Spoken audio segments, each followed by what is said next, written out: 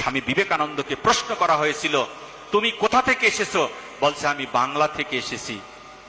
ও, বাংলা থেকে এসেছো, তুমি বাঙালি? বলেছে, হ্যাঁ আমি বাঙালি। তোমার ধর্মের নাম কি? বলেছে, আমার ধর্মের নাম সনাতন ধর্ম। তোমার ধর্ম গ্রন্থের নাম কি?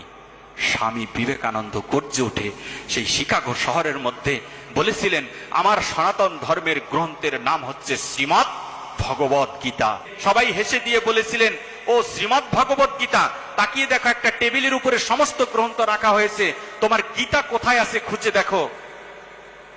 স্বামী বিবেকানন্দ তাকিয়ে দেখলেন একটা টেবিলের মধ্যে ত্রিপিটক, বাইবেল, আরো বিভিন্ন বিভিন্ন গ্রন্থ এখানে রাখা হয়েছে, কিন্তু সবার নিচে গীতাকে অপমান করার জন্যে, গীতাকে ছোট করার জন্যে সকলের নিচে রেখে দিয়েছিল। কিন্তু জানে না যে শ্রীমৎ ভগবত গীতা কোন জ্ঞান দান করেছে, সাধু কাকে বলা হয়, সাধুর ব্যাখ্যা এখনো পর্যন্ত জানা হয়নি।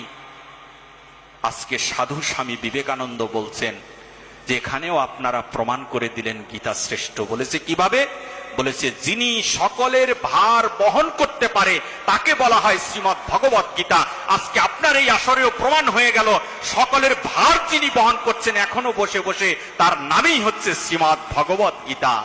স্বামী বিবেকানন্দকে প্রশ্ন করা হয়েছিল, তুমি কোথা থেকে এসেছো? বলছে, আমি বাংলা থেকে এসেছি। ও, বাংলা থেকে এসেছো, তুমি বাঙালি? বলেছে, হ্যাঁ আমি বাঙালি। তোমার ধর্মের নাম কি?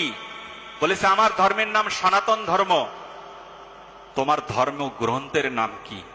স্বামী বিবেকানন্দ গর্জে উঠে সেই শিকাগো শহরের মধ্যে বলেছিলেন, আমার সনাতন ধর্মের গ্রন্থের নাম হচ্ছে শ্রীমৎ ভগবত গীতা। সবাই হেসে দিয়ে বলেছিলেন, ও শ্রীমৎ ভগবত গীতা, তাকিয়ে দেখো একটা টেবিলের উপরে সমস্ত গ্রন্থ রাখা হয়েছে, তোমার গীতা কোথায় আছে খুঁজে দেখো।